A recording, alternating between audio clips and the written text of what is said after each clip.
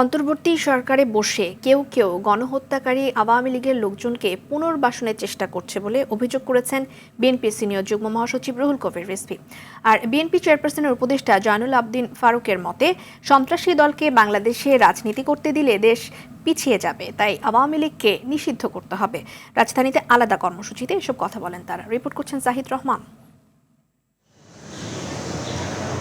রাজধানীর এলিফ্যান্ট রোডে ডেঙ্গু সচেতনতা বাড়াতে বিএনপির পক্ষ থেকে লিফলেট বিতরণ কর্মসূচির আয়োজন করা হয়। এতে অংশ নেন দলের সিনিয়র যুগ্ম মহাসচিব রুহুল কবির রিজভী।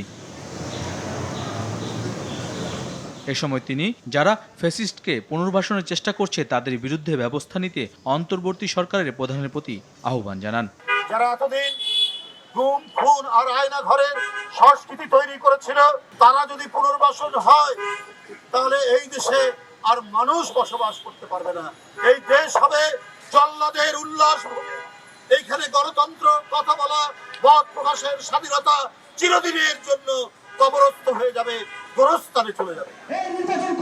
এদিকে জাতীয় প্রেস ক্লাবে এক আলোচনায় অংশ নিয়ে জয়নুল আবদিন ফারুক বলেন, কোনো চক্র যেন ১/১১ সরকারের ভূমিকা নিতে না পারে, সেজন্য সবাইকে সতর্ক থাকতে হবে।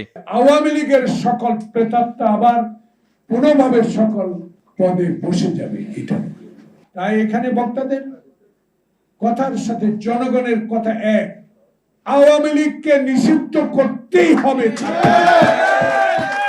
আর আওয়ামী লীগ আমার সদরি আলমকে ফেরত দেয় নাই, আওয়ামী লীগ আমার ইলিয়াস আলীকে এখনো ফেরত দেয়। তারা কোথায় রেখেছে তাকে কোনো উত্তর আমরা আজও পাই। এ সময় যৌক্তিক সময়ের মধ্যে নির্বাচনের জন্য রোডম্যাপ দিতে আবারও দাবি জানান তিনি। সেই নির্বাচনে ইনশাআল্লাহ তারেক রহমান প্রধানমন্ত্রী হবে। জাহিদ রহমান, RTV, ঢাকা।